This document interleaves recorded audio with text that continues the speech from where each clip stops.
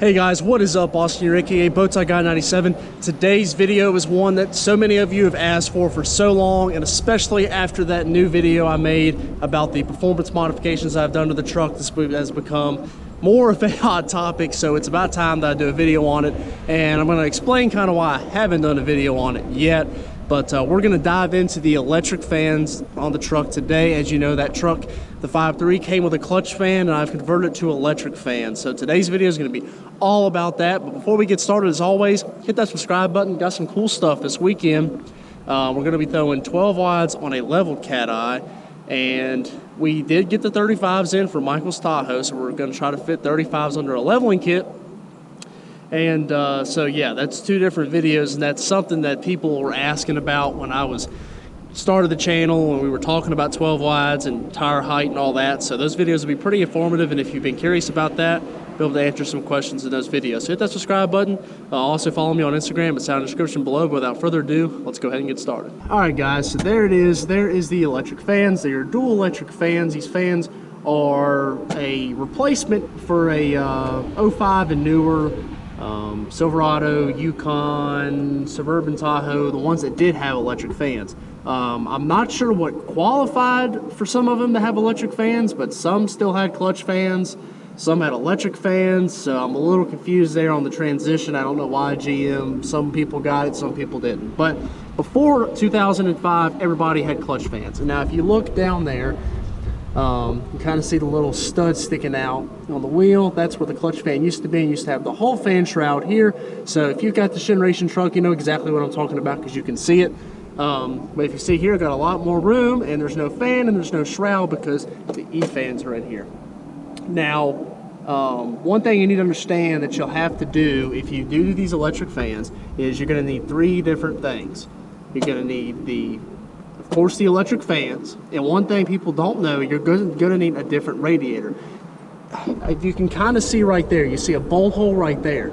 That is where the fan shroud used to bolt in, and where the electric fans are bolted in right here is where the radiator used to bolt. Well, now you see the radiator's bolted here, the electric fans are bolted here. The radiator's bigger. I want to say you go from a 28-inch core to a 32-inch core. I'll find the link to the radiator and just put it down there as well as the fans. But you have to upgrade radiator size or else the electric fans will not work because they've got to fit. They fit that entire length and they have to bolt into the certain one. If you see these bolts aren't all the way in, I bought too long of a bolts when I did it, and I've never just replaced it because it works. But I need to go get some shorter bolts so that'll work again. But so that's first 1, 2. And the next thing you need is the wiring harness. Now, you can try to wire this in yourself, but I really don't recommend it. There's a site called Just Chevy Trucks. They got a site on eBay as well. Got this kit from them. I'll try to find the link. Great group of guys over there. The harness is plug and play, but it's a little bit more complicated than that. And I'll get into that in just a minute. But those guys were awesome. I had an issue with the harness. It was blowing out fuses and all that, and they sent me a fuse free of charge. Right there is the fuse controller box, all the wiring. You see fan 1, fan 2.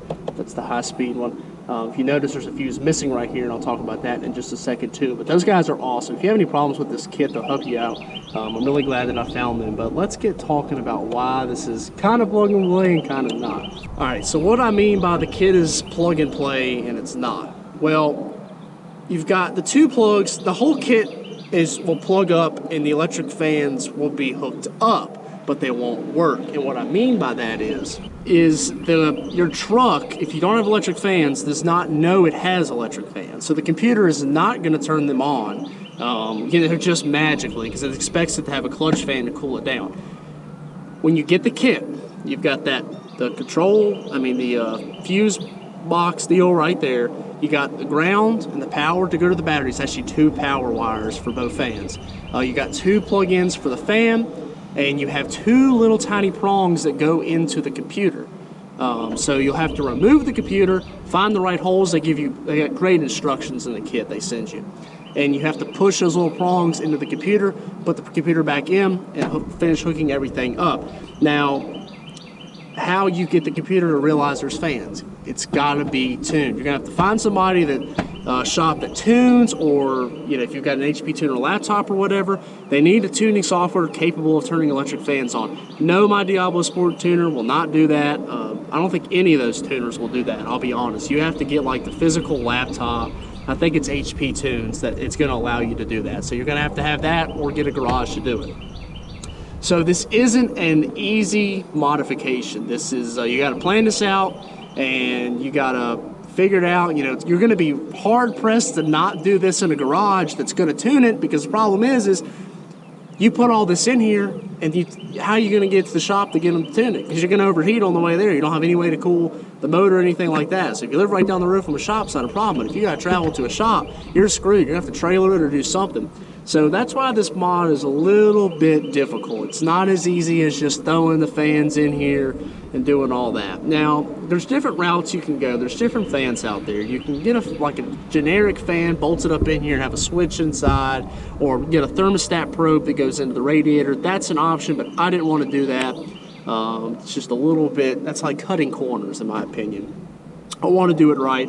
I got the GM fans, got the wired up right, the computer controls it, so it's the right speed for the right temperature and all that good stuff. So the reason that it did take me so long to make this video, this modification was one of the worst I've ever done in senses of just difficulty. It was really the shop that tuned its fault. When I first took them there, they tuned it and they said, yeah, they're running and awesome. Well, I started driving the truck and it sounded like a plane was under here. They were on high speed all the time. Those fans are capable of 10,000 cubic feet per minute. I can take a piece of paper up to this grill and it would literally just suck it and hold it there. It was wild. And it was just annoying, really, because you couldn't hear anything outside the truck but the fans. So I got so aggravated with it, I found out that I could just pull the fan 2 fuse and it would actually run fan 1 on low speed. And fan 1 at low speed is plenty to keep this truck cool. Now, if you put fan 2 fuse in, it'll put fan 2 and fan 1 on high, which is plenty of cooling, and it's just too much cooling, really. But that's kind of why I had an issue with the fuses and why I didn't make a video about it, because I wasn't very happy with it because I was having problems. But it's all good now. That shop ended up frying a computer trying to fix it, and they had to put a new computer in the truck. Just an absolute nightmare. So that's why for the longest time I didn't make a video about it, because I was just honestly I was mad still about how everything went down in here. But since then everything's been fine and it's really not that bad. Like I said, the 3 things you need that radiator, you need the fans, you need the wiring harness, and you got to figure out a way to tune it. So some people probably didn't realize that till now, and you realize that it's not that easy of a mod. I mean, you're talking $500-600 all said and done. You pay somebody to tune it, you buy the parts and all that. You're easy, $500-600 to get this modification done. So that's not an easy modification. Now, power-wise, what I did feel a power increase in it. That was with running 33s at the time. I really actually noticed it up top, and I think my clutch fan was broken. I think it was engaged all the time, and so I was losing a lot of power. You're using the power off the belts to spin and cool the motor. It's inefficient. All race cars, they've got electric fans. Actually, they have electrical water pumps, stuff like that, just not to draw off the motor. It's like the same reason people don't like superchargers is you're robbing power to make power, turbos and all that. We won't get into that, but you know what I mean. So the electric fans did help. Gas mileage-wise, I don't really know. At that point, the truck was lifted and 33s and all that, so mileage tracker's kind of tough. It just, everything working together contributes to the mileage I get. But I definitely felt the power increase. I think you will too if you decide to do the mod. But I do want to get a dollar bill or something and stick it up against the grill, or just kind of hold it up against the grill. You guys can see how much air this thing really moves. Alright, so hopefully you guys can hear me, because the fans, when you got the hood open, they're a little bit loud. But like I said, this is just one fan running. You can see how much air that thing is sucking into this motor. And let me take you around here to the grill.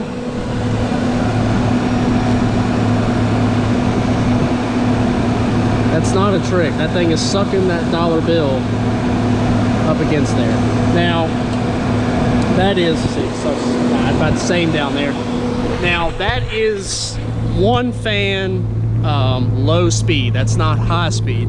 High speed, 2 fans would have taken this dollar. I could hold it about 6 inches away and it would have stuck, and it wouldn't have sank. It would have completely just stuck it there and held it there.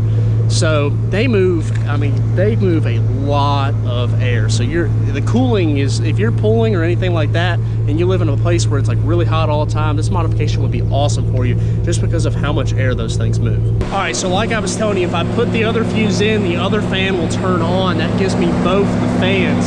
So now, both fans are running. A lot of air coming in there.